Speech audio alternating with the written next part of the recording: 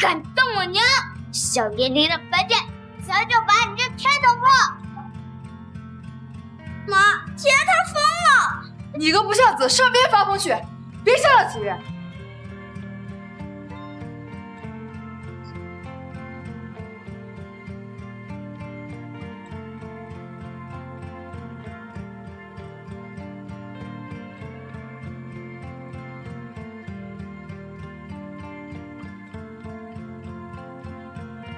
哎，法力怎么变弱了？一进场人间历练，便不可依赖法术，每次用后必有反噬。这项圈便是你的封印。找到，就把人给我下来啊！完成历练后，封印自可解除。爸，你就听我的，早点把秦英送到寺庙里去。他生下来就跟咱秦家八字不合，如果再不送走，咱们全家都得被他克死。看看子月这脸上的伤，都是那个扫把星弄的。这亲兄弟还敢下死手，老爷，这孩子不可留啊！爸，这中间是不是有什么误会啊？我前2天偶然间看见秦言，他面色惨白，身体瘦弱，实在不像能欺负子月的样子。误会什么误会？我全程都在旁边，就是那个白眼狼动的手。如果你们真要坚持的话，那就把小妍送走吧。是谁要把我送走啊？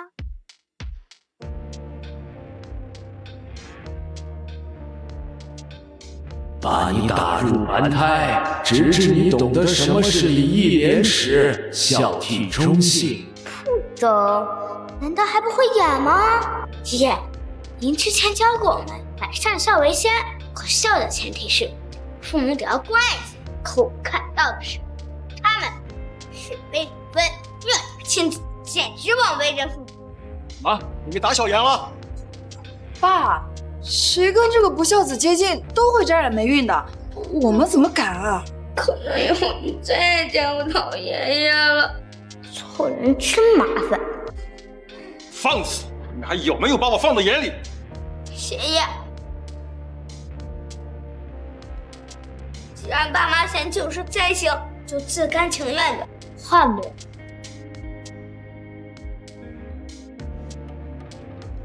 既然爸妈嫌就是再行，就自甘情愿的换我。从前小妍在人前总是低着头，唯唯诺诺，不敢说话。今天竟然能这般有理有据，语字铿锵，不愧是我秦谷山的孙子，是个可塑之才呀。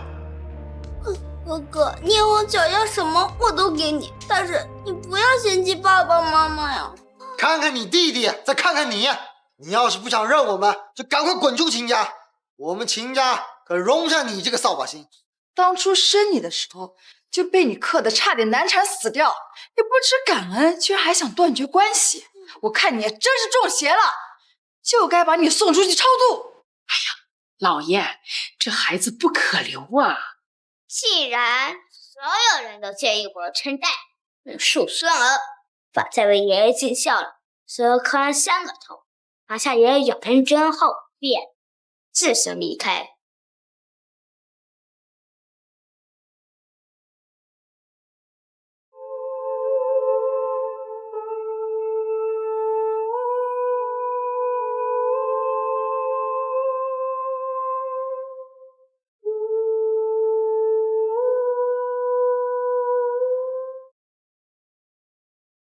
3、2、1，够了！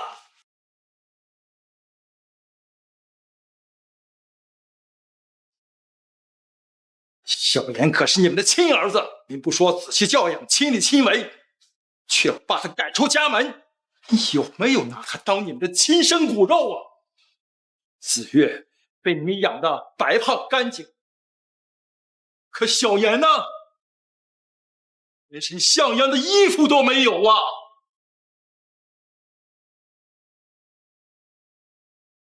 小妍，你告诉爷爷，想让谁当你的母亲呢？我想让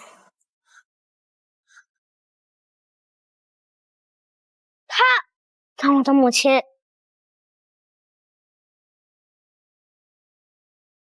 我想让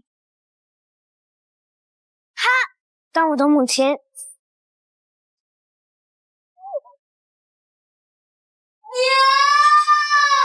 娘替我在天界受罚，我无能为力。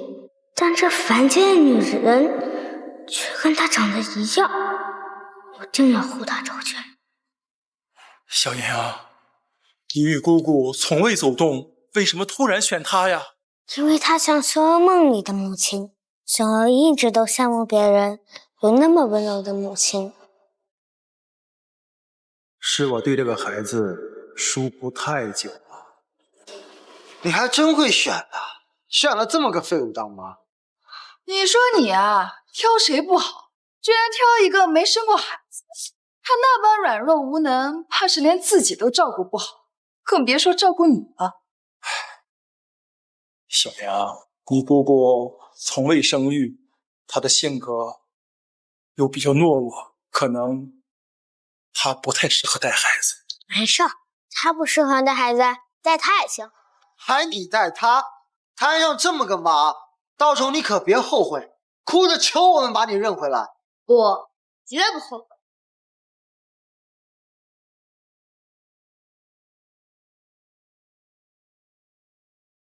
愿意做我母亲吗？这孩子跟我当年一样可怜，可惜那时候无人护我，现在只有我能护他。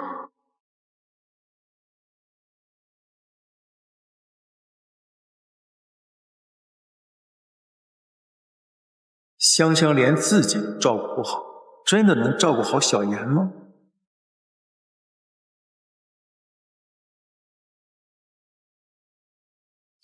想问什么就问。你为什么选我呀？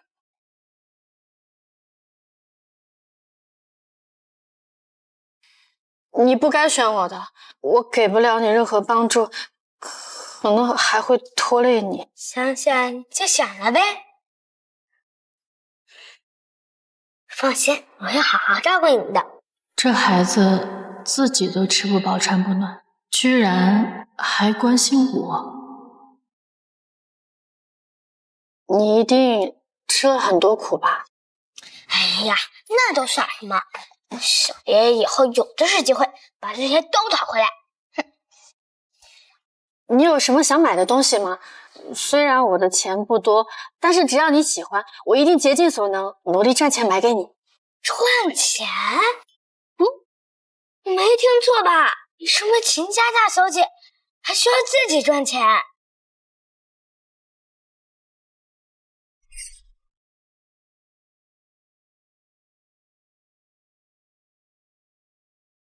曾家人兔包子，我才不要跟你在一起吃饭！一股子穷酸味儿，臭死！以后啊，你只配吃这些。可是爸爸不是说，以后我们就是一家人了吗？爸说了，他是忍着恶心才把你认下，不然以你这种身份，给你个提鞋都不配。哦，对了，爸还说，如果你以后再敢上秦家的餐桌，他就把你那个妈的股份给掏出来，从我养回。哼，还不快滚远点！我们秦家的夫妻永远没有你的一席之地！滚！我在外面流浪了20多年，虽然3年前被认回，但是我感觉爸爸、弟弟还有继母他们好像不太喜欢我，所以我只有降低存在感，我靠自己赚钱才能勉强维持生计。这老头看起来也不像无情无义之人啊，此处必有蹊跷。那个嘛，你看，你别请给我买东西，你还是先把这身衣服换了吧，这颜色，这样式，太土了。太土了。不好看吗？这些可是我弟妹专门给我选的，她说是什么国宝级的设计师款，可贵了。什么国宝级设计师啊，完全是乞丐审美，被人坑了，还要帮人数钱。看来这委屈还得小爷帮他讨回来。不是不好看，是很丑。那个，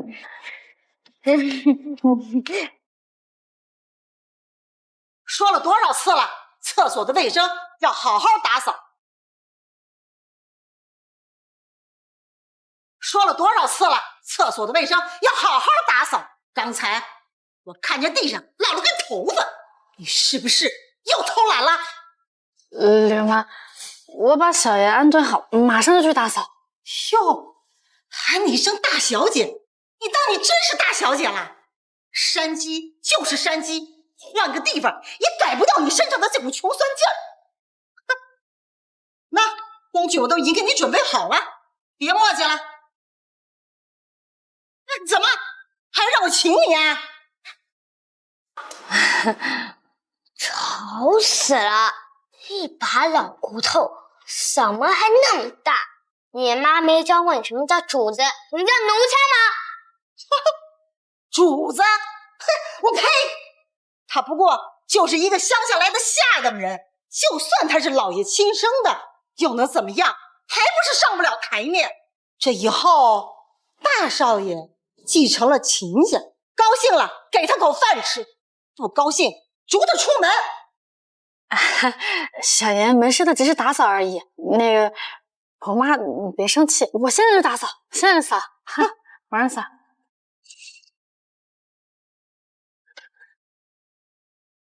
明明跟我妈长得一张脸，性格却混让跟个受气包似的。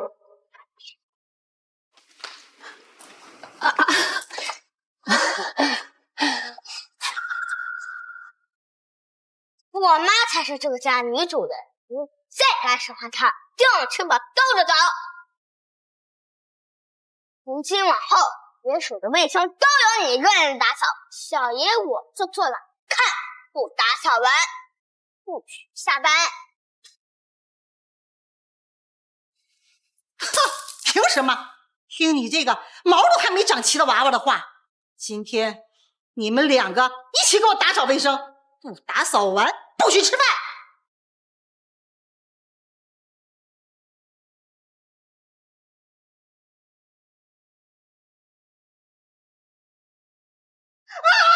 救命啊！少主成精了！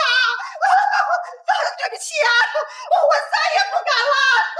跟他道歉可没用，得跟我母亲道歉。以后你若是再敢刁难他，拿你是问。大小姐，你大人有大量，求你原谅我吧，我保证我以后再也不刁难你了。滚吧！但是这样会不会不太好啊？怎么，你也害怕我这个灾星会拖累你？你这么做都是为了帮我出气，我怎么会怕你呢？不过他说的也没错，我就是一个从乡下来的，怎么配被人伺候啊？万一连累到你，以后的日子就更难过了。这种感觉好像娘亲了。你最大的错误就是放弃本该属于你自己的东西。你现在要做的就是好好学习，接管秦氏，最好把这个该死的枫叶也给我解除了。接管秦氏，学习经商啊！不行，我没有上过学，我学不会的。再说了，父亲很看重远征，我也不该跟他抢的。有点骨气行不行？小爷自有小爷的道理，其他的这回证明给你看。好，我相信你。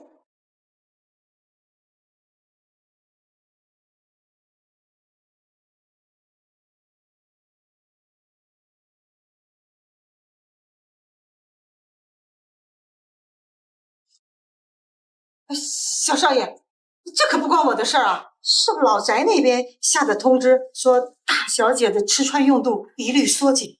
这你都能吃得下去？我从小到大一直这样，我都习惯了。不行，失去的全都要给你讨回来。爸，你敬你一个。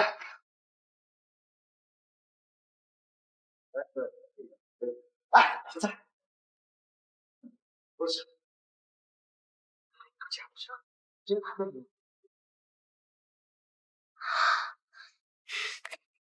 凭什么他们吃肉，我们喝粥？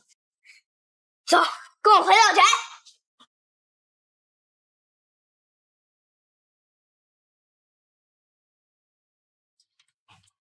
那真好吃。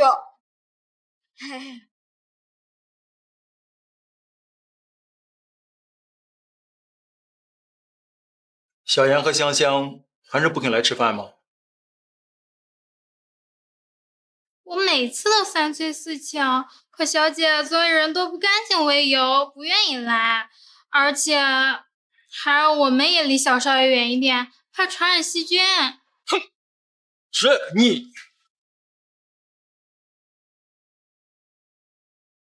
我怎么不知道？你们什么时候请过我们啊？爷爷，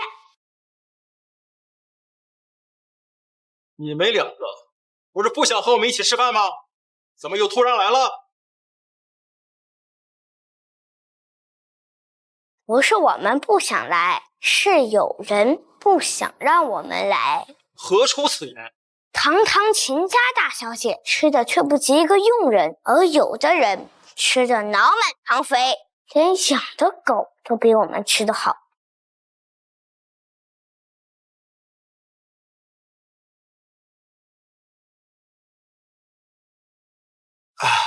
爸，子月还在长身体，多吃一点也是很正常的。是啊，我们请过大姐，是她嫌弃我们，不愿意跟我们同桌吃饭。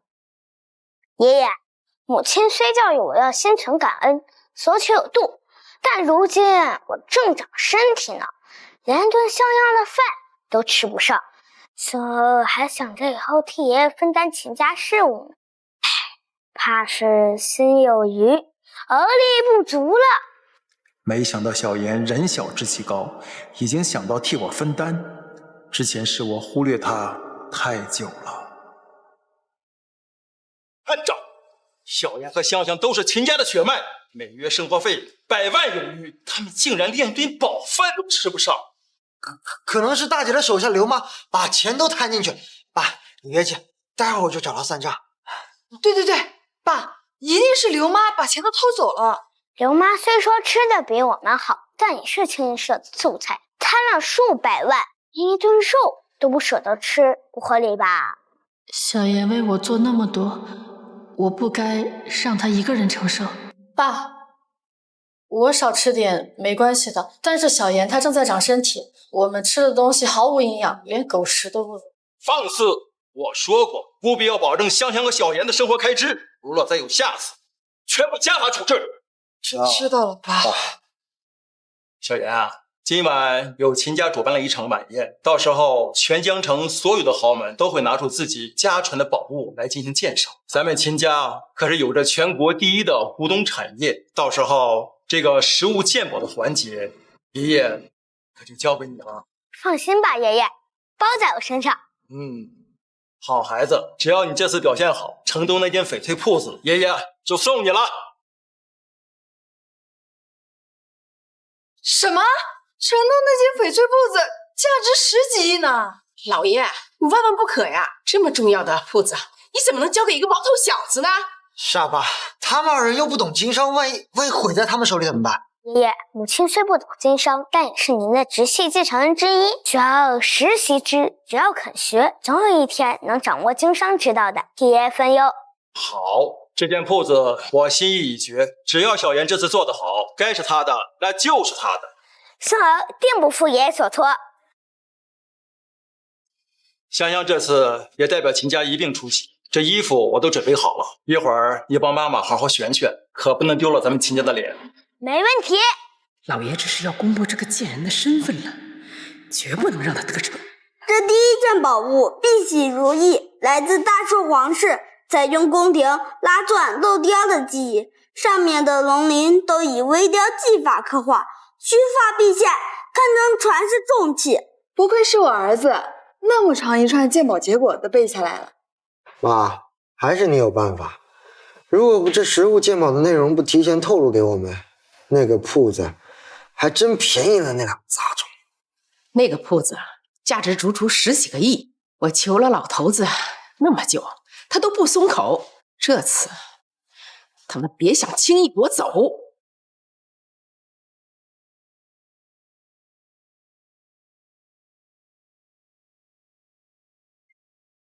抬头，挺胸，收腹，站直了，照着台词念。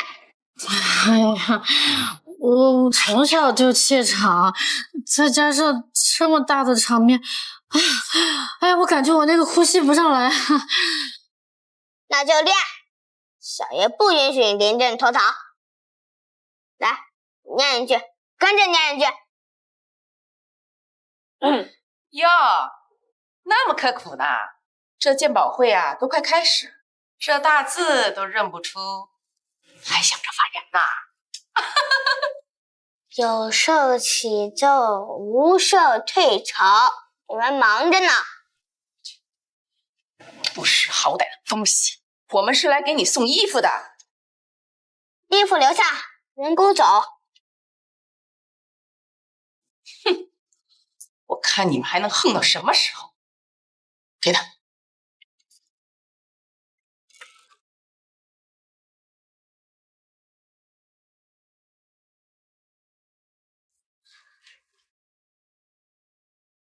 哇，这件才对吗？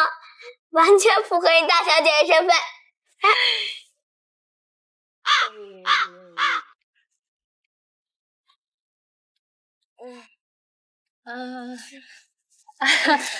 没事的，我还有其他的衣服。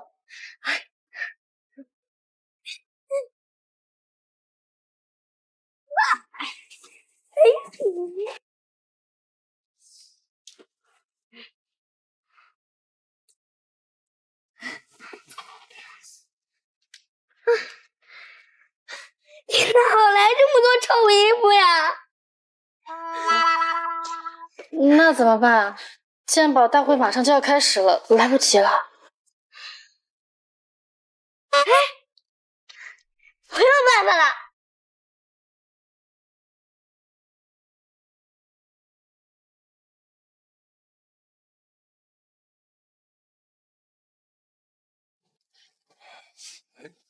秦岩和香香怎么还没来啊？老爷，这秦香在乡下喂猪喂鸡这么多年，这看到这么大的场面，小家子气上来啊，那不敢来，那不也很正常吗？大姐啊，恐怕知道自己其貌不扬，登不上台面，怕让秦家出丑吧？不来更好，省得丢了秦家的脸。这只听说秦家在前几年刚找回了丢失在外的大小姐，怎么一次没见她露过面啊？是啊，这秦家大公子相貌堂堂，一表人才，想必那秦小姐也是不遑多让吧？各位客气了，大家有所不知，我那个大姐啊，失踪20余年，最后在猪棚里找到，这实在是难登大雅之堂啊！不过是一个农村来的野丫头而已，粗鄙不堪。各位啊，若是见了，别笑话我们秦家才好。诸位，人已经到齐了，我们正式开始吧。有小妍在，他们不会不来的。秦家大小姐秦香，小少爷秦岩到。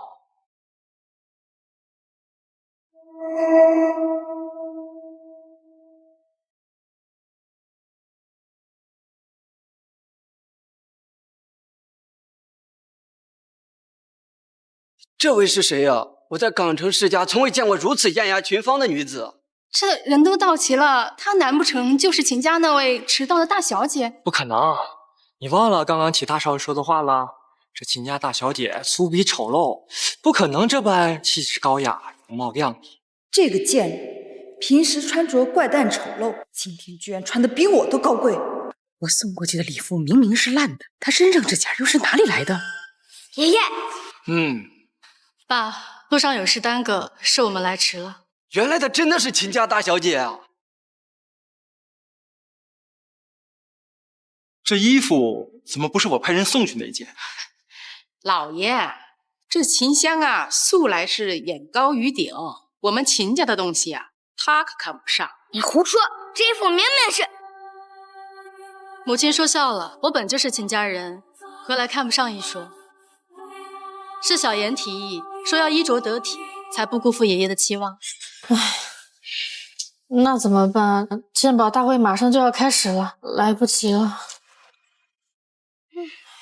哎，有了啊！黄天流出！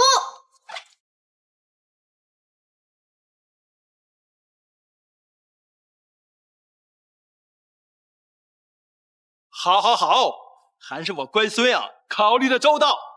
哈哈哈。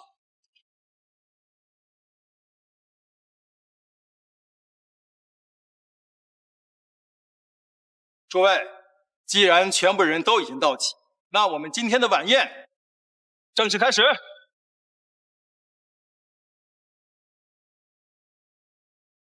在晚宴正式开始之前，我们依然首先开启历年的传统，也就是由鉴宝大会来开场。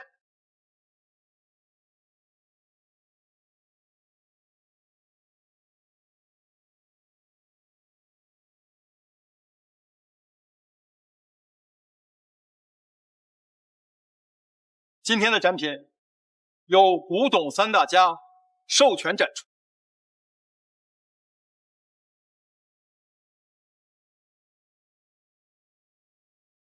这第一件是周家的碧玺如意。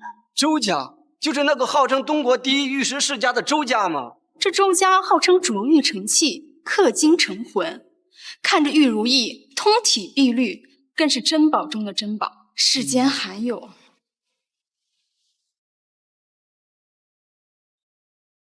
这第二件就是封家的龙纹金杯。这封家专研金器，封家一斗，恐怕这东国的金山都要抖一抖。这龙纹金杯的成色花样，纵使翻遍整个东国，也难得寻得第二件。原来它叫龙纹金杯啊，有意思。至于这第三件嘛，我想还是有请东方家的第76代掌门人亲自给大伙介绍。这东方月可是东方家唯一的女掌门呀，确实气势如虹，不怒自威呀。金石玉器乃是俗物，既是来参加鉴定大会，定要拿出顶级的宝物，让大家品鉴。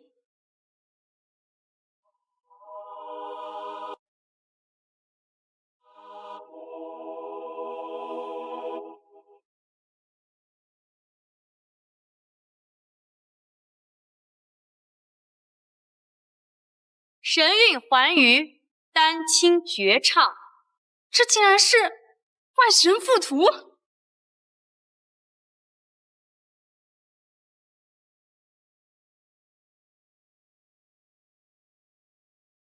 东方家竟如此有诚意，拿出万神附图供大家鉴赏，令我秦母人倍感荣光呀！我们东方家皇族后裔，千年名门，岂是一些小门小户可比的？不愧是东方家，一出手就是尔等难以企及的存在呀！现在宝物已经悉数登场，下面由我的2个孙儿依次向大伙介绍宝物的来历还有工艺。如若他们谁说的更准，那我秦家城东的翡翠铺子就将落到谁的名下。这秦家大少爷不是有个什么灾星的名号吗？怎么今天竟然被秦家人带到这里来？哼，就秦岩那个蠢笨的猪脑子还想赢，简直是笑话。我们秦家的生意可不是哪个阿猫阿狗就能染指的，有的人脑袋空空，胸无点墨，这种场合就等着出丑吧。你们2个谁先上来？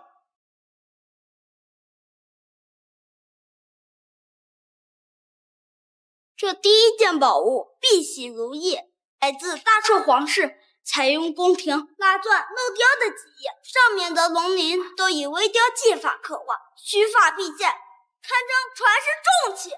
这拉钻镂雕的技艺啊，不用仪器，常人极难分辨。没想到秦家小少爷一眼便识得，天才，果然是天才。这在整个港城，不，哪怕整个古玩界都难得一见啊！说得好，那这第二件龙纹金杯，它是出自何处，又有什么样的工艺技法？秦岩，由你来说。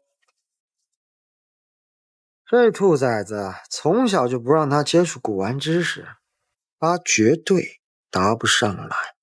哼哼。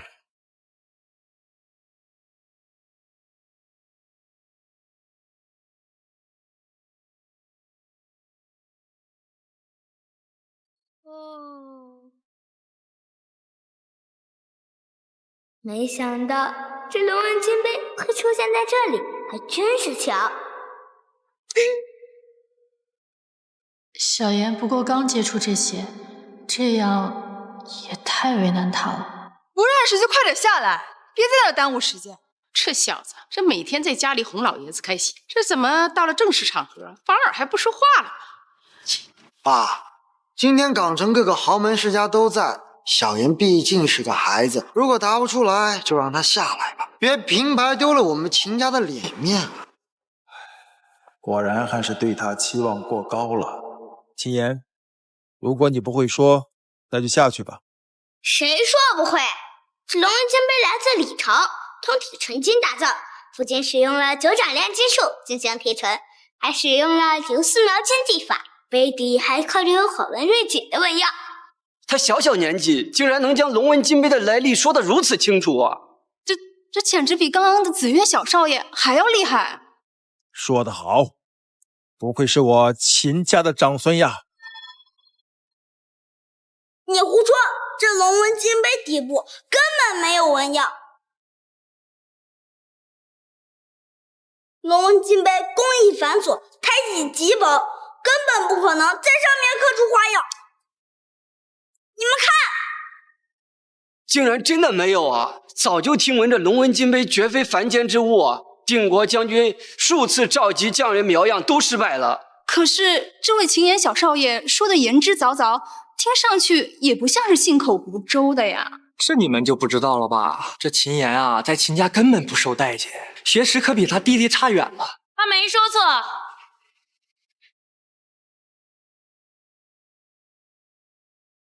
这龙纹金杯底部确实刻有火纹瑞锦，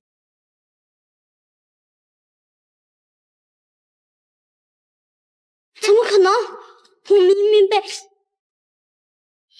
明所有资料上都写着龙纹金杯底部光滑，无任何印记。封家为了防止赝品出现，这才一直没有将底部的纹验细节公之于众。只是小朋友，你是如何知道的？是纹样还是我用3倍真火刻上去的？我能不知道吗？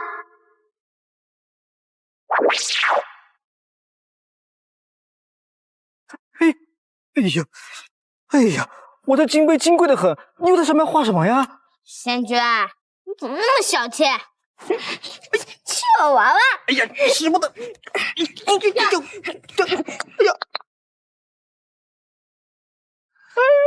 哎呀，我的小祖宗呢？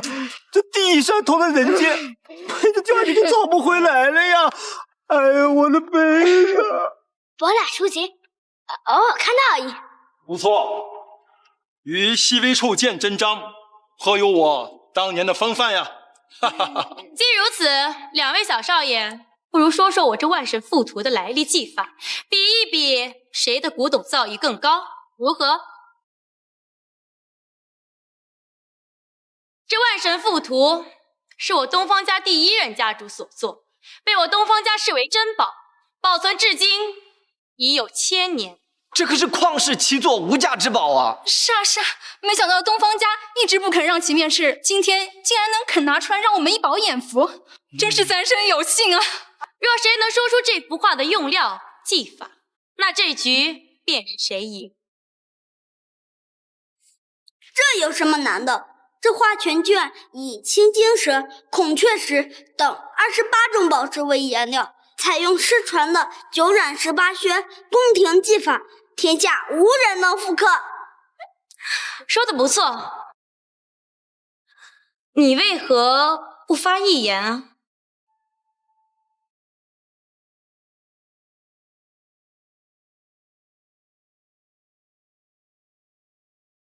哼，不懂就是不懂，这会儿露馅了吧？小严，你平日本就贪玩，不善此道，若不会的话，就尽早说出来，没人会怪你的。刚才可能是你运气好，但是这个绝对蒙不出来。切，你用假话坑骗众人才是浪费时间。你这话是何意？你听不懂吗？说你这话是假的。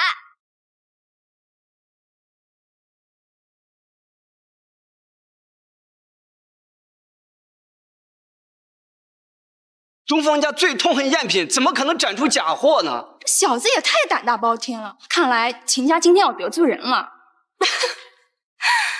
小朋友，你不懂可以，但不可以说谎。我东方家千年名门，这幅画是我东方家的传世之宝，怎会有假？名门望族又如何？小爷说假的，他就是假的。我先前看你年龄小，不与你计较。没想到你却一而再再而三说谎，简直是侮辱我东方家族名誉。你没有证据，你就说那个画是假的，秦言还不快给掌门人道歉！蜃楼变幻假藏真，肉眼凡胎看不圆。众生嘈杂偏信耳，孤光熹微且平心。这话什么意思啊？太高深了，我听不懂。切，不懂就是不懂，还编什么古诗，故弄玄虚。秦言，我看你是连装都不想装了，就随便这么几句古诗来糊弄我吧。快给掌门人跪下道歉！道歉！快点道歉！快跪下道歉！东方家名门望族，今日竟遭8岁小儿如此侮辱。看来以后这秦家与我东方家不要再来往了。请留步。秦言，不得无礼，说话做事要有凭证，不能心口不面。东方小姐，麻烦你再给他一次机会，我想他会说明白什么原因的。爸，东方家绝不可能有假货，他这样折坏了我们秦家的名声。就是不懂装懂，还是我们家紫月啊，饱腹经书，堪为大用。老爷，您就别再浪费时间了，你赶快宣布紫月，说他赢了这次比赛，然后让这个丢人现眼的东西啊，赶快回去面壁思过。先前还以为这个秦小少爷是古董天才，没想到是绣花枕头啊！什么古董世家？我看啊，不过如此。诸位，请诸位听我说一句，秦言这样做必然有他的道理，请大家给他一次解释的机会。好啊，我倒要看看他有什么理。若是说不出来，那便要当场给我东方家跪下道歉。你这智商怎么当掌门人的？荒口小儿，信口雌黄。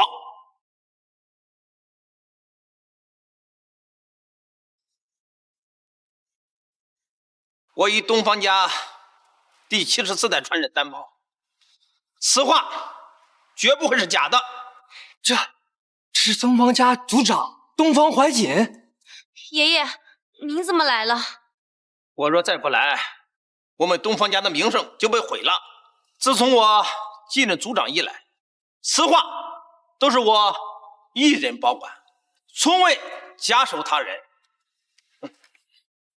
没想到秦家这么叫孩子信口胡诌。这东方家的人怎么都一个德行？秦言，如果无话可说，就承认错误，要对你自己的言行负责。快给东方族长跪下道歉！快跪下道歉！道歉！雾锁千峰窥月鸟，云霾一惊觉天地。你们知道这句诗词是什么意思吗？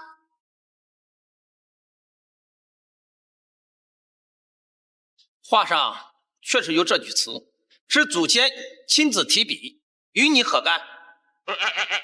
这就是不好好学习的下场。这句诗词的意思就是，看似为真，实则为假。表面这幅只是来当障眼法的假画，而真正的万神附图就藏在这幅画的下面。什么？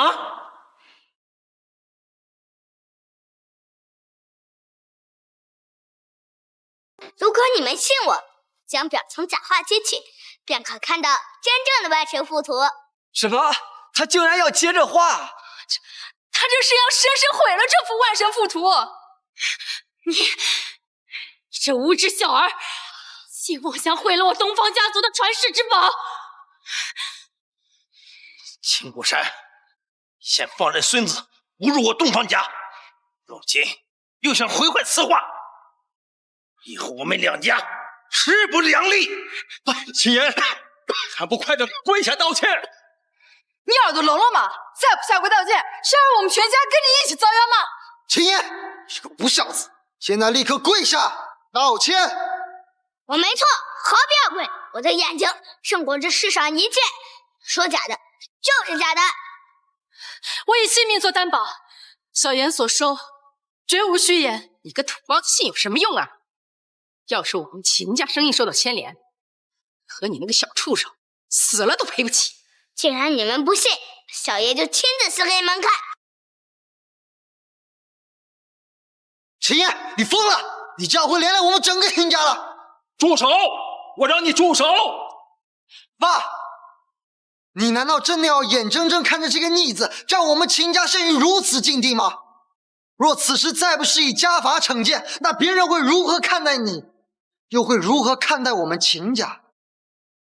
爸，请上家法！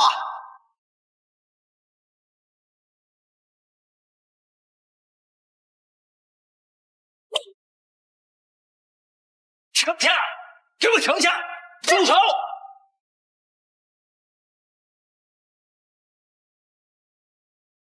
糟糕，刚刚的火眼金睛将能量耗尽了。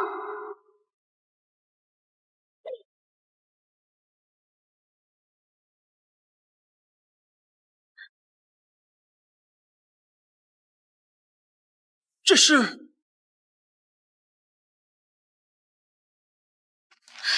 诸位请看，这竟然还敢撕画！爸，真画就在下面。胡说！我在古董界几十载，就从来没听说过这么不靠谱的事儿。小言，你快住手！这鞭子打在身上，你受不住的。不许动我母亲！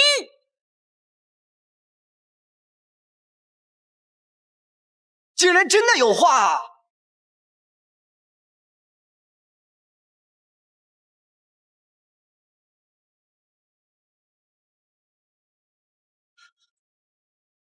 真的，是真话。我想起来了，万神附图。快带上万神附图跟刘叔走，马匪来了，他们劫掠烧杀，无恶不作，此画万不可落入他们手中。你快走啊！在我年幼的时候，我一直认为这画与我记忆中的万神附图有所区别，没想到真相竟然是这样。孩子，多亏有你，才让我东方家的真正宝物得以重见天日。要不是你呀，我们整个东方家族将被蒙在鼓里。快给秦少爷道歉！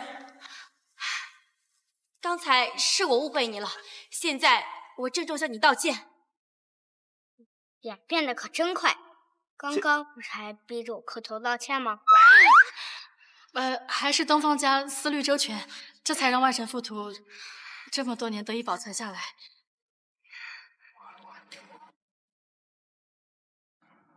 香香原来没我想的那样懦弱不堪，我竟然如此冲动地打了她。老头子，我活了这么把年纪，却没想到让我自己的女儿和孙子受了这么大的委屈，让我怎么有脸去见香香的母亲呀？哎呀，爸，这事儿哪能怪你啊？说到底，还不是因为秦言不听管教。就是，谁让他抢我坟头的？他活该。爸，我说你也真是的，那秦言答对就答对了，你何必真把那翡翠铺子给他呀？混账！在小妍和香香被人逼着下跪道歉时，你不但不进行劝阻，反而帮着外人逼迫他们，那可是你的亲姐姐和亲儿子呀！他们那是歪打正着，如果他说错了，你那两鞭子那就救了我们全家呀！是啊，爸，当时那东方家家主可在盛怒之下，谁知道他会做什么事情啊？再说了，我觉得那小兔崽子就是故意陷害咱们家。那个灾星早就把我家子扔到寺里面去，就没有结婚事。他们口中的小妍和香香，与我见到的大相径庭。难道这么多年，我的所作所为都是错的？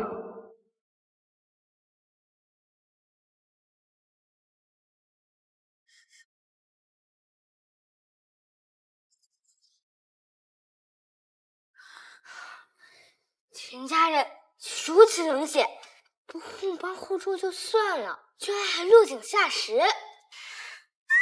你不也是秦家人吗？我才不跟他们高兴。哼，小爷若不是被罚，还是个自由自在的小神仙呢。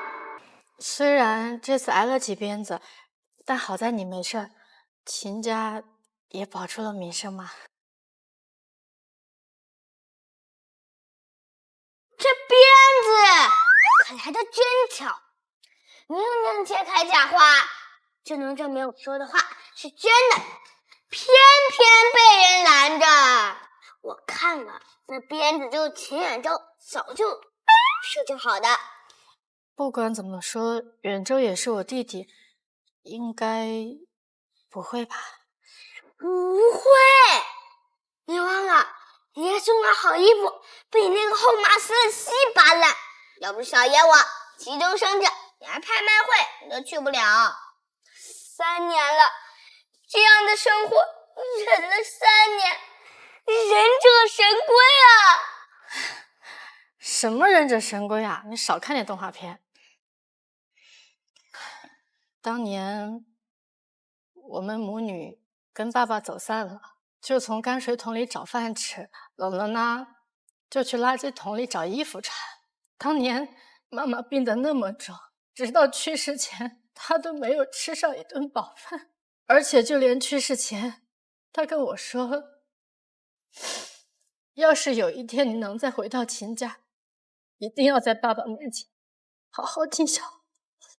都是我的错，竟然让他们母女受了这么多的苦。秦远州，一个不孝子！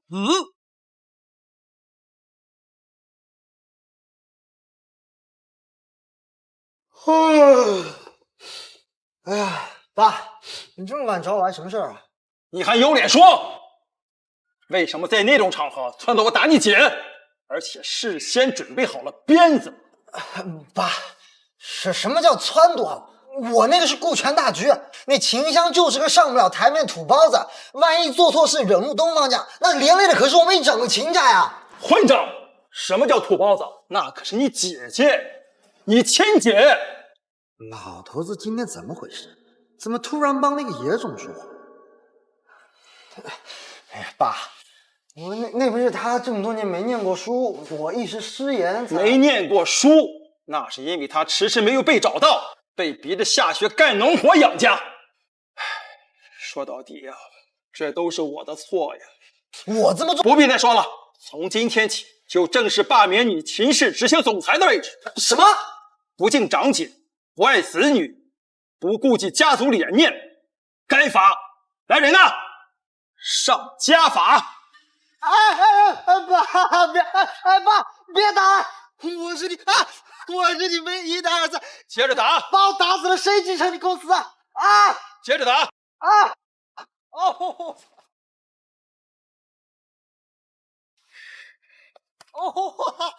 这可比当时打你的力气狠多了。啊！住手！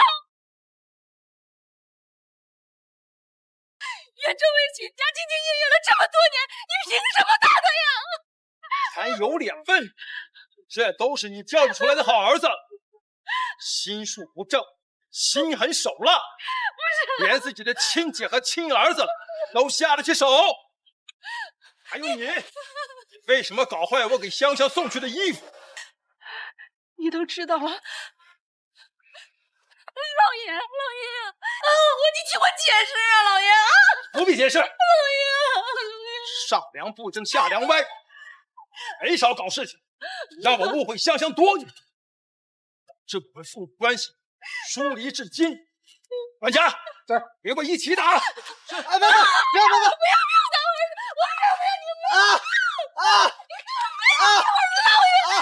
我都是你教育出来的好儿子。哎呦，这管家没少见什么，离到婚后有经验，这秦兖州肯定得批盖州渣了。拉下手会不会太重了？怎么，你还心疼啊？他毕竟是我弟弟嘛。你见过哪个弟弟不要自己孩子伤害自己姐姐的？那你去吧，去吧，看他怎么把你亲儿子赶出家门的。不过话又说回来，这远州倒也不是一点错都没有。你说实话，你是不是也挺解气的？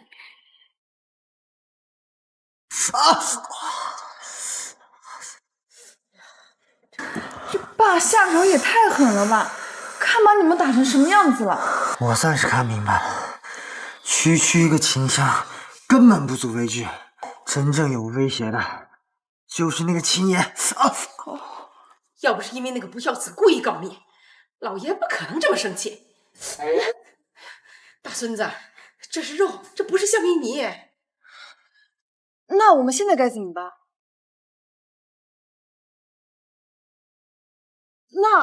那我们该怎么办啊？自从秦岩认了秦香当妈以后啊，我们家就没有太平过。以符也好，万神附图也好，如果不是秦爷那个小兔崽子在中间搅和，那个杂种早就被赶出去了。那怎么办啊？那孩子现在深受爸的邪，我们也送不出去了呀。小兔崽子以前不是最喜欢你了吗？既然如此，你这个当亲妈的就去秦香那里把他要回来。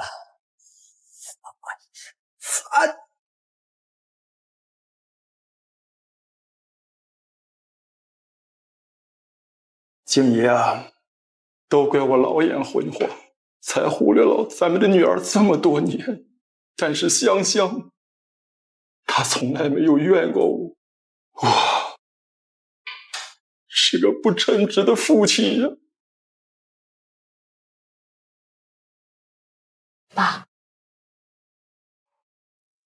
香香，你来了。妈妈生前吃了太多的苦，如今去了，总该让她放心些。女儿，是我对不起你们母女呀。爸，是我自己懦弱无能，不怪你。不，都怪爸听信了别人的谗言，才误会了你这么久。不过你放心，从今以后，只要你好好的学习管理公司，以后咱们秦氏就由你来继承。你让我管理公司？对，咱们秦家不讲究传男不传女那一套，而且只有这样，等到100年以后，我才有脸去见你的母亲呀。看来老妈的学习进程要加快了。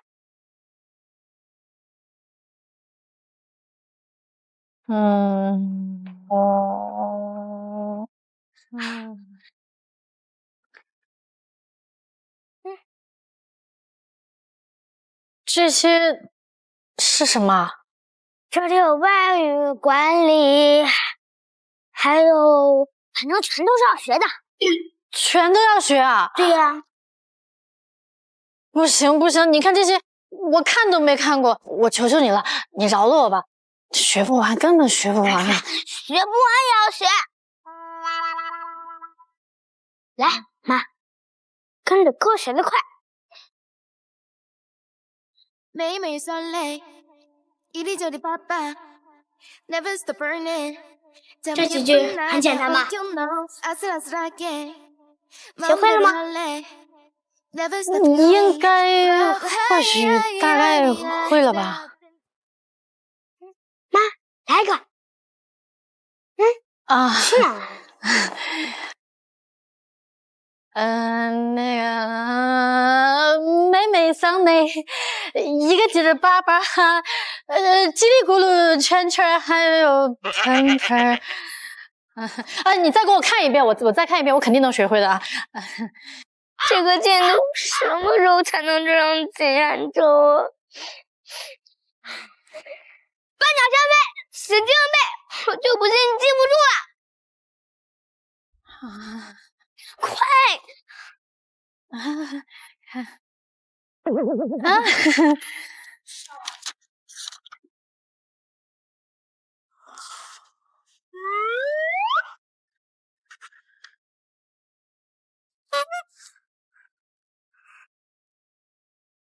睡了，别睡了，这么久了，背了几个单词？200个。2个。2个！哇，你小妍，这是干嘛呢？生了那么大的气呀？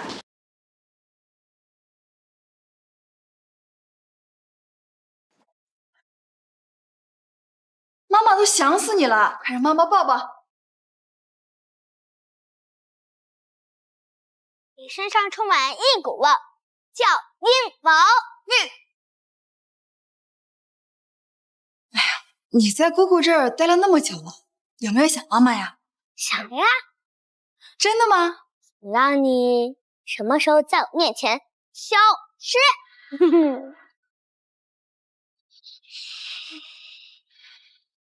你怎么能这样跟妈妈说话呢？妈妈还给你带了一堆玩具。来看看有没有喜欢的。我们还没说话呀。妈妈说话了吗？也是，更年期记性会差点。你今天来是有什么事情吗？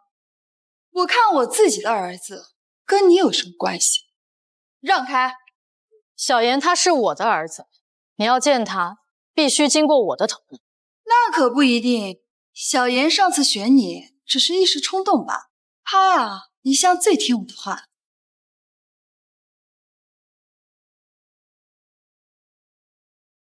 小妍啊，那这是你最喜欢的玩具了，紫月要我都没给他呢。以前啊是妈妈忽略了你，太宠弟弟了。但妈妈发誓，只要你跟我走，以后啊我一定对你好，好不好？哥哥，我把我最喜欢的玩具送给你，你就跟我们走吧。以后只要你喜欢的东西，我都不跟你抢。你的东西都送给我了。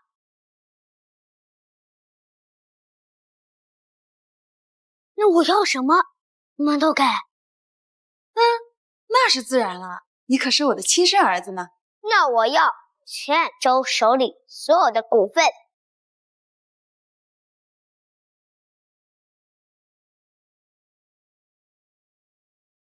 那我要秦远州手里所有的股份，然后你们打包行李离开秦家。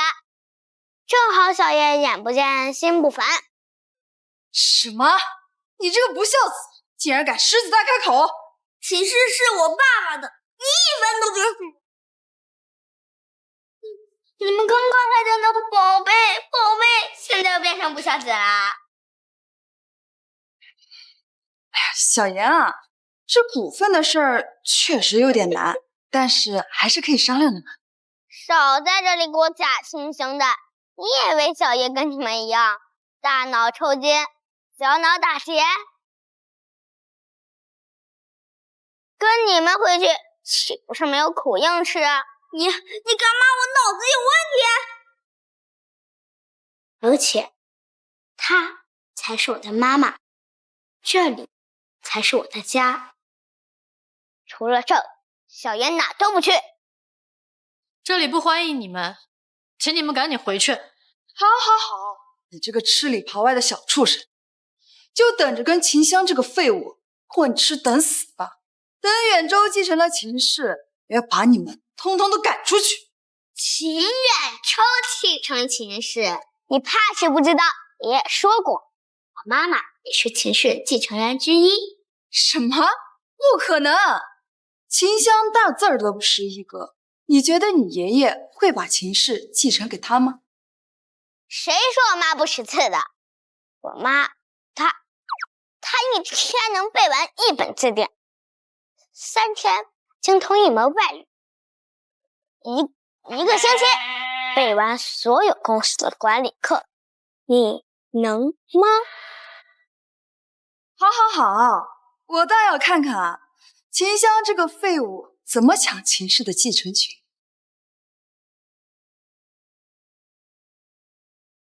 我们走。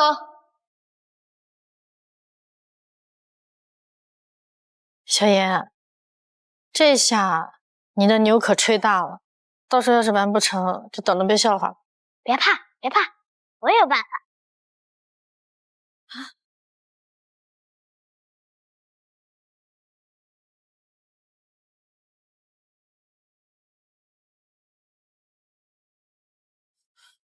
秦岩那个小兔崽子真是不知好歹，不回来就算了，居然还骂我，说什么以后秦氏是秦香那个贱人。一定是哥哥不喜欢我，才不跟妈妈回来的，都是我的错。哎呀，才不是子月的错，要怪都怪那个小兔崽子认贼作母。你妈说的对，不回就不回，反正有的是办法对付他。丁宁他们无论如何，继承人的位置只能是我的。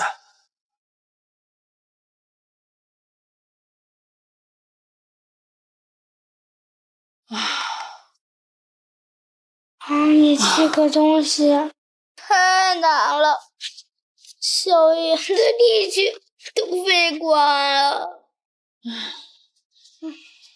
你说这每一个字我都懂，怎么连在一起我就不明白了？哎，那个鉴宝大会上，你一眼就能看通那个万神附图的真假，你是不是对文物鉴赏很是精通啊？那全靠小爷的火眼金睛，但这些鉴赏和修复我也一窍不通。唉，看样子还是只能靠自己了。唉，不过嘛，这可是个修复父女感情的好机会。不过什么？不过啊，我不懂，自有人懂。谁啊？我的爷爷，古董街太的秦固山。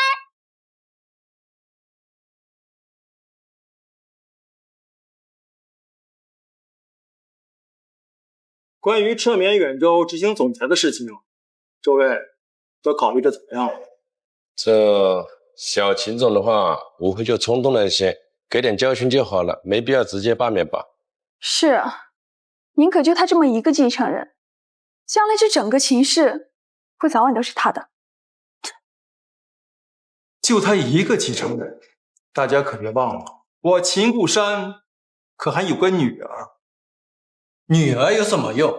这港城的世家有哪一个是将家业传给女儿的？人家东方家的下任家主就是他的长女东方月。人家东方月3岁识字，5岁作诗，不到20岁就跟着东方家主在古董界杀伐决断，岂是大小姐能比的？大小姐20岁的时候，可还在乡下喂猪嘞。您要是真将这情事传给他，那我看啊，这秦家早晚断在他手上。迂腐，简直就是一群迂腐之众。哼！秦固山，你扇死我吧！你让我去找你爷爷学习。是他女儿，你承父业，他教你，不是天经地义吗？还是算了吧，我跟他关系疏远，贸然去找他，他定然不会同意的。而且我这么笨，万一学不好，那不是白白惹他生气吗？你都没问过我，怎么知道我不同意啊？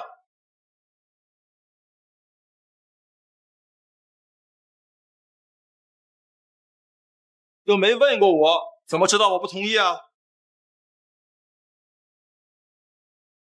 爸，你怎么来了？你又不主动去看我，我这老头子只能亲自过来喽。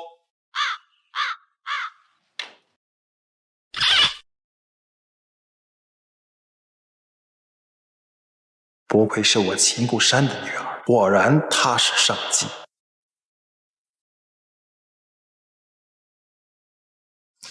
哎，这书可颇为难懂啊，需要我讲给你听吗？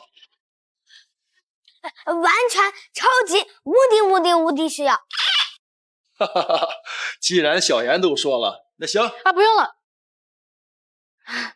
爸，我自己学就可以了。好，既然不需要，我老头子就不在这讨人嫌了。我走了啊，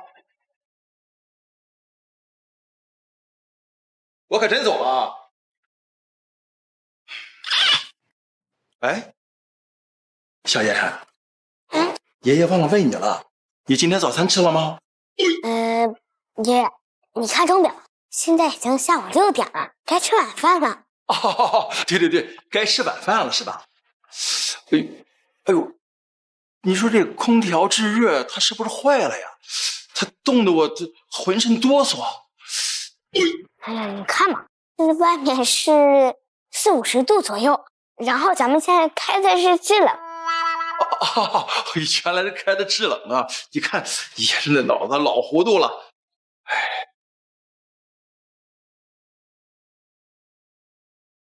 爷爷，别敲了，妈，你就给爷爷个面子吧，要不然爷爷这拐杖啊，就要在咱家地板上戳个洞了。爸，您愿意教我吗？我愿意，我愿意把我知道的清奇所有全都教给你。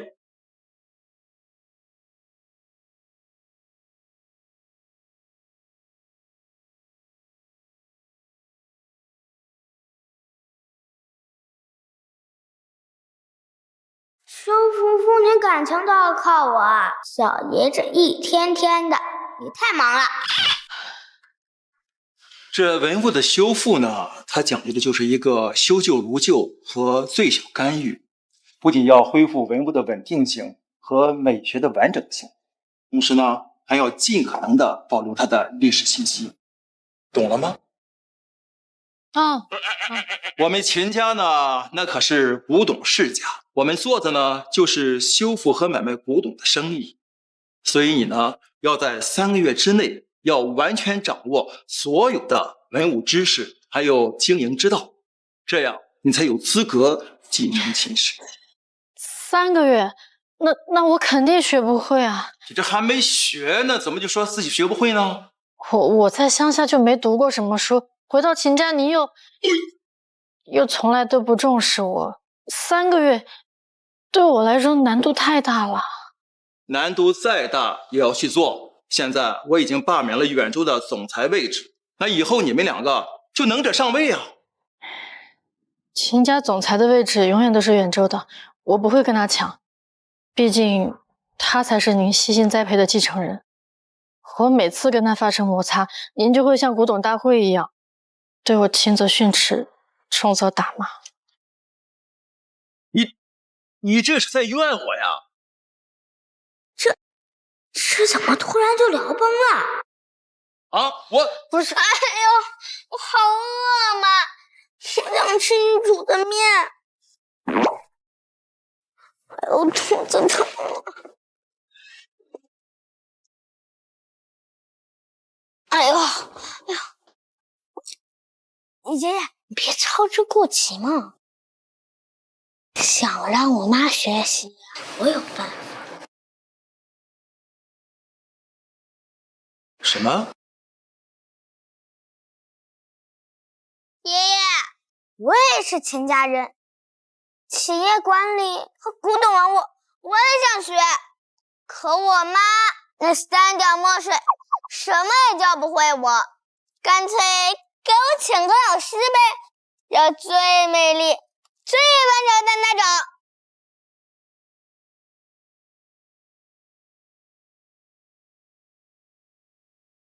哈哈哈哈哈！好，请老师是吗？没问题，爷爷啊，就给你请一个学富五车、满腹经纶、又美又飒的老师，怎么样？哇，又聪明又好看的老师，小妍最喜欢了。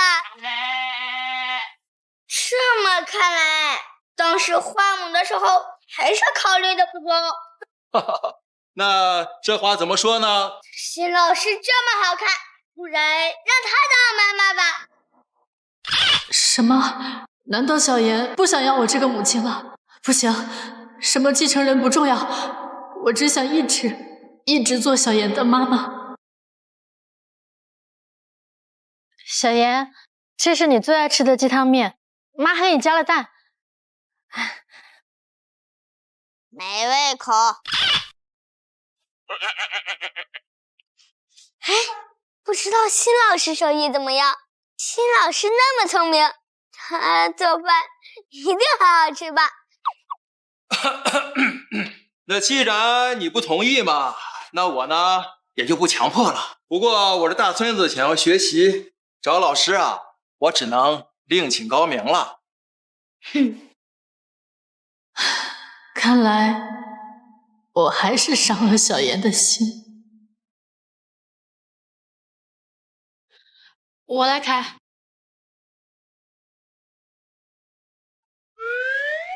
原来激将法这么有用，这就开始站起来啦。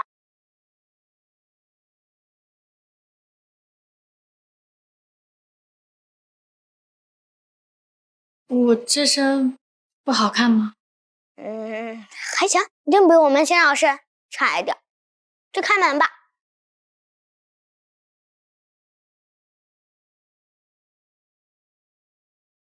哎呀，老师，你可终于来了！我等你等很久，话都谢。哎，这位是？哎呀，老师，我都等不及了，咱们快开始吧。这些都是我们南宋的一些陶瓷，你看这两个有什么区别吗？青铜器修复的第一步就是使用高分辨率的相机从多角度拍摄，记录锈蚀、变形、残缺等状况。那么我们做这一步的意义是什么呢？因为要遵循修旧如旧、最小干预的原则，保存文物的原始形态。说得很对。那第二步我们要做什么呢？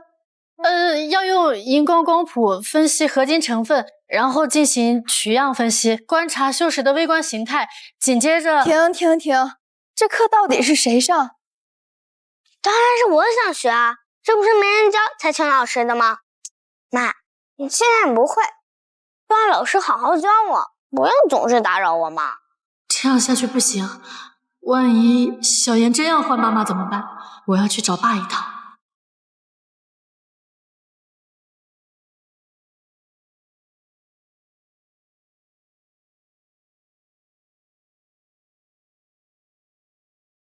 别说我大孙子这一招还真有效。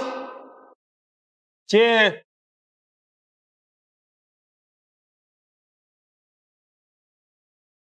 爸，这么急匆匆的来公司找我，是有什么重要的事情？爸，文物知识也好，经商知识也好，我都会努力学的。要是小妍想学，我也可以教她，只是什么？只是希望您能尽快把新来的老师撤走。我会努力学习教小妍的。没想到这方法那么好用，这么快就把香香的斗志激发出来了。爸，我新得了一瓶李朝如意，这来献给您。您看，这执行总裁的位置，能不能？你怎么在这儿？哎，你来的正好。现在我正好有一件重要的事情要和你们讨论一下。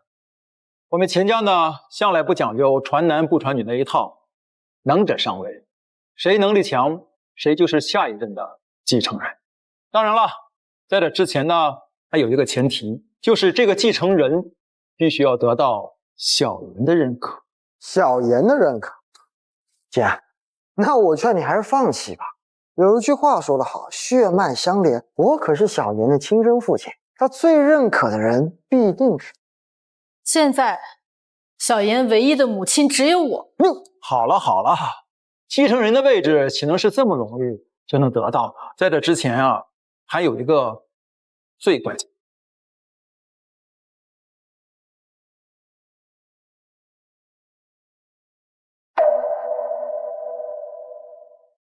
你们看，这是东国的1级文物广袖琉璃盏，是与双朝王室遗留下来的皇室宝。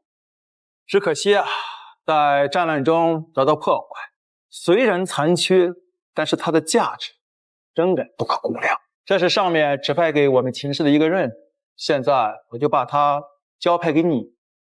如若有谁能将它修复得完好如初，那么小妍还有秦氏上下就归属。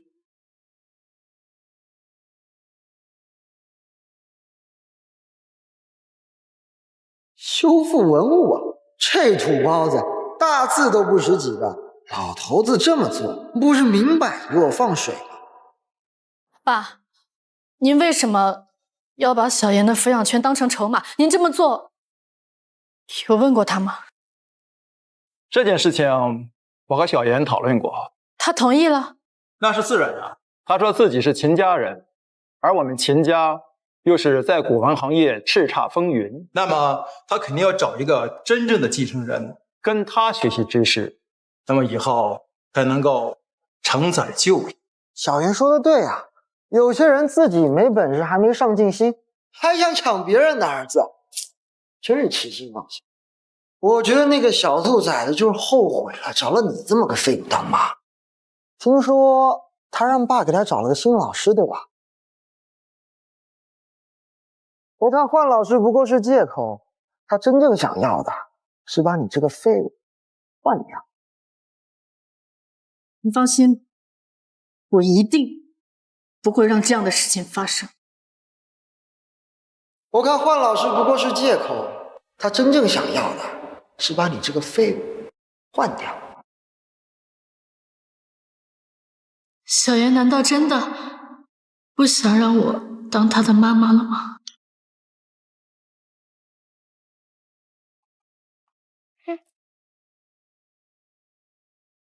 你爷爷说，谁能继承秦氏，谁就能得到你的抚养权。这件事情你知道吗？知道，还是我主动给爷爷提的呢。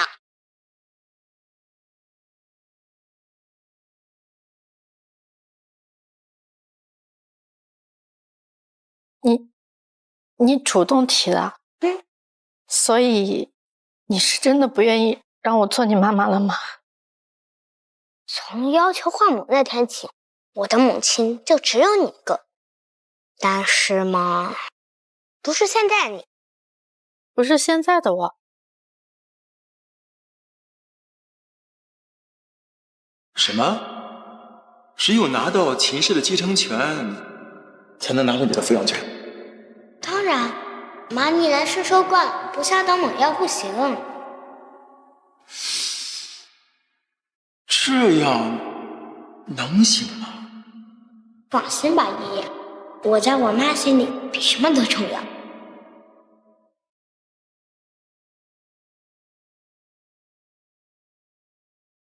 我就知道你不是真的不要我了。当然，我可就只认你做老妈，做这些也只不过是故意刺激你而已，让你有斗志，去跟钱远舟争夺情势而已。其实我对情势不感兴趣，在我心里，你才是最重要的宝贝。对情势不感兴趣可不行，我可是个慕强的 boy。等钱远舟上位了，我们的好日子也就到头了。你也不忍心我流浪街头吧？妈不会让你流落街头的，你可是我最爱的宝贝啊！既然我在你心里那么重要，那3个月能把这些全部学完吗？你要是学不完，可又要听小金老师了。能，我绝对能，我会把这里所有的知识全部都学完。我不只要把你的抚养权争到手，情势我也要。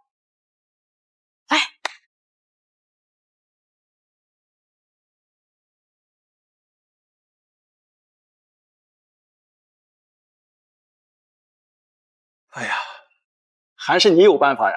这不到2个月，香香对修复文物的技法都已经对答如流了。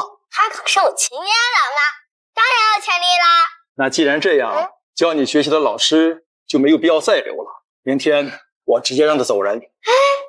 请来了就别浪费嘛，让他去教秦子月那个不学无术的小胖吧。子月，他从小就浸淫古董知识，就算在如今的古董界也不遑多让，他就不用再学了。不遑多让，就他。这拉钻楼雕的技艺不用仪器常人极难分辨。没想到秦家小少爷一眼便识得，天才，果然是天才。这在整个港城，不，哪怕整个古玩界都难得一见啊！他就是个半吊子，不对，他连半吊子都算不上，只是演技好而已。看似肚子里全都是墨水，其实全都是油水，有辱门风啊！你的意思是说，他的学识都是假的？当然，我不过区区学了2个月，能力就远超于他。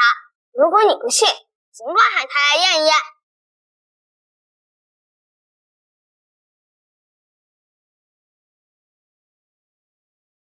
妈妈，你说爷爷突然喊我来是做什么？你爷爷那么疼你，一定是得了什么宝贝想送给你，故意不敢声张，怕被那个灾星听到了。真的吗？爷爷，你不是要给我宝物吗？怎么把他也喊来了？这小兔崽子怎么跟老爷子一起来？不对劲，今天喊我跟子月来，一定有问题。爸，您今天喊我跟子月过来是要做什么？子月自幼博览群书，深谙古董文玩知识，又频频在各大场合崭露头角。我今天过来呢，就是随机的想考他一考。考他？爸，我看这就不必了吧。子月他既是真材实料，又有何惧呢？这么紧张，他留下。就是这个灾星，就知道有他在的地方准没好事。在青铜器的修复技巧当中，要想根除青铜病，需要做什么？可是明天大头条，此等宝物有价无市，但是儿子比起继承人的位置，还是更关心这等国家瑰宝的完整啊！哈哈哈，想不到秦少的格局就如此之大。你秦冉州是什么妖？你放心吧，仔细检查过了，没有任何瑕疵。爸，您看这个题怎么样？没错，虽然我们秦家的技法传承100年，但是针对像这样的国家级的宝物，我想还是谨慎为好。那下面我就用这个仪器将这2件琉璃盏仔细的查验。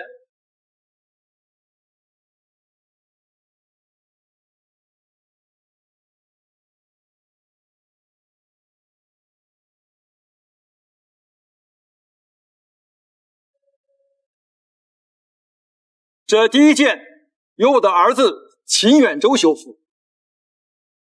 此物为战国琉璃双斩，无修复痕迹，肤色完好，拼接处平整，没有裂痕。远州做得不错，谢谢爸。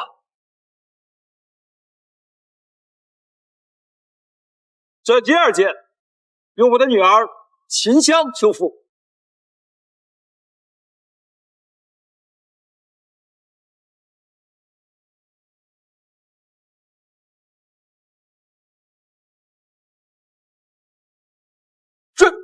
这琉璃盏竟然碎了！这可是1级文物啊，没修复好不说，竟然还碎成这种程度，秦家这是要惹上大麻烦了。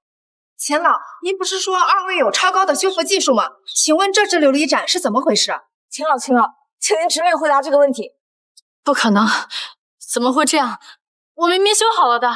别装了，不会修就是不会修，装一副无辜的样子给谁看？我说大姐，当时爸把你从猪圈找回来的时候就跟你说了，要多学多念书，怎么几年过去了，还是如此上不得台面？什么？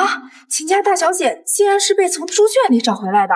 她不光是从猪圈找回来的，那连大字啊也不识几个。她最擅长的那就是喂猪和喂鸡。你还真把我们当傻子啊！让你用胶水随便蒙一下，你骗过去了吧？秦香，到底怎么回事？大姐，这修复文物啊，可是很高深的，不是你随便在街边找个师傅就可以学会的。这损害1级文物，可是重罪啊！我明白了，原来端木大师是你故意找来的。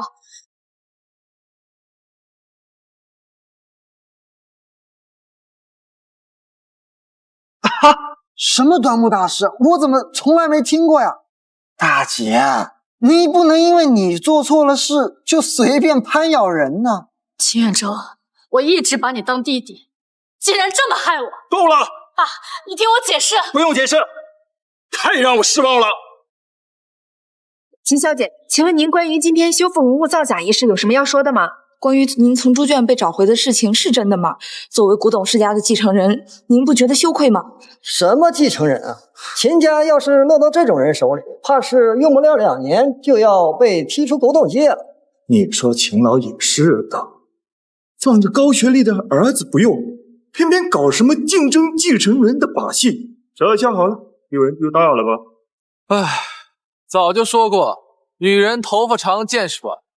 看来就连秦家这样的世家也不能免俗啊！哼，秦家，你千不该万不该跟我抢秦家，如今被万人唾弃，就是你的下场。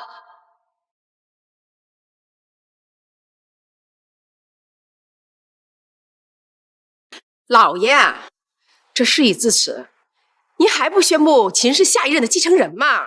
是啊，爸，您刚刚当着那么多人的面说，谁要是把这琉璃盏修复完好，谁就是下一任的继承人呢？就是，这琉璃盏已经碎成这样了，除了我爸，没人能修复。是啊，秦老，这毁坏国家1级文物可是重罪，您赶紧让秦少爷把这琉璃盏修好吧。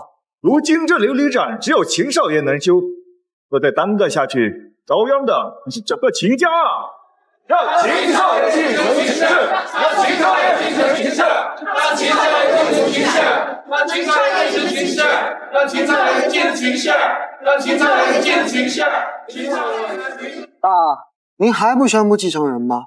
这多耽搁1秒，全家进监狱的风险可就多了1分呢。你敢威胁？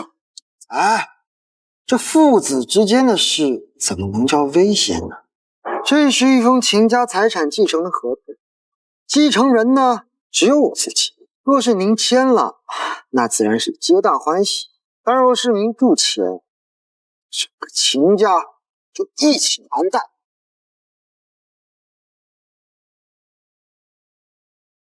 好，我签。我签。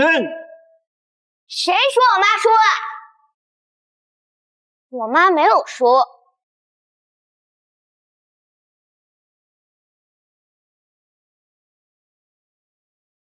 谁说我妈说了？我妈没有说。小兔崽子，知道现在是什么场合吗？轮得到你一个小孩子插话？识相的，你就赶紧滚下去！远州上任还能赏你们母子一口饭吃，不然你别怪我们不客气。该滚的不是我们，是你们。真是不见棺材不掉泪啊！怎么死到临头了还在这嘴？如今秦家因为秦香那个废物倒了大霉，我是来拯救你们，懂了吗？秦远州，你想干什么？这个时候了还演母子情深啊！我告诉你，要死自己死啊！别拉着我们刚垫背。你怎么那么笃定？我妈没有修好琉璃盏呢？哼，这才是我妈修好的琉璃盏。这成色看着确实比台上的富亮一点，说不定就是真的。不可能，这一定是假的。知道秦江修不好琉璃盏，你拿个假的来帮他脱罪。那是因为我早就知道我的秦冉州又想搞破坏，这才把真的藏了起来。我台上的假的。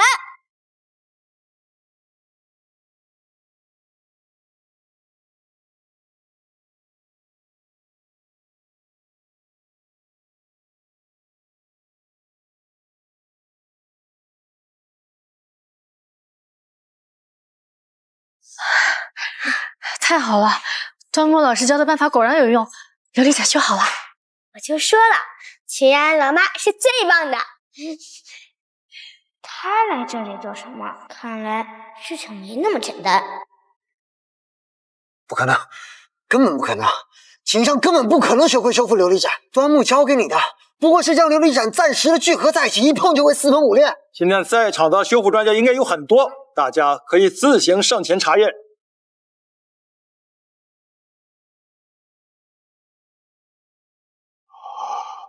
这个确实是真的琉璃盏，没错，纹路、成色，真品无疑。绝对不可能！如果你还是不相信，大可以用你自己的鉴宝仪器，这个总不会担心我动手脚了吧？此物为战国琉璃双盏，无修复痕迹。因破爷爷签字，故意损坏文物之人，才应该进监狱。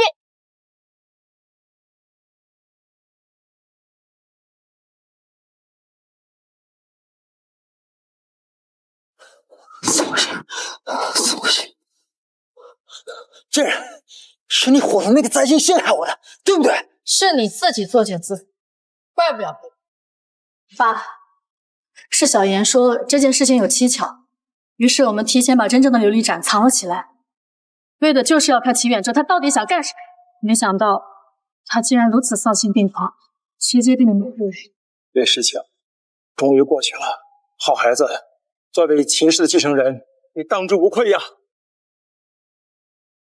我宣布，我秦氏的下一届继承人就是我的长女秦香。杀了你！现以恶意损害国家文物罪，将你逮捕。秦岩，这个灾星，秦香，你这个贱人！我不服，我不服！小妍，今天多亏你啦。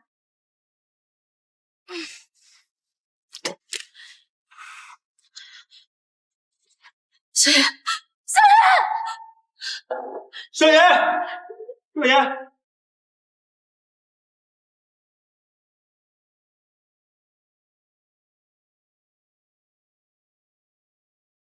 医生，我孙子到底得的什么病啊？查不出病因的，目前判断是身体机能迅速下降导致的昏迷。他现在太虚弱了。身体机能下降，太虚弱了。都怪这破圈子，让我打个响指，琉璃盏真修好了。可如今我的法术只能保持着琉璃盏1刻钟的完整形态，法术用久了，好的疼。原来琉璃盏能一直保持完好，竟然是他靠法术一直在支撑着。小妍，妈妈什么都不要了，妈妈只要你醒过来。都怪我呀！乖孙，你只要能醒过来，你想要什么，爷爷我都答应你呀。这是天尊，我又回来了。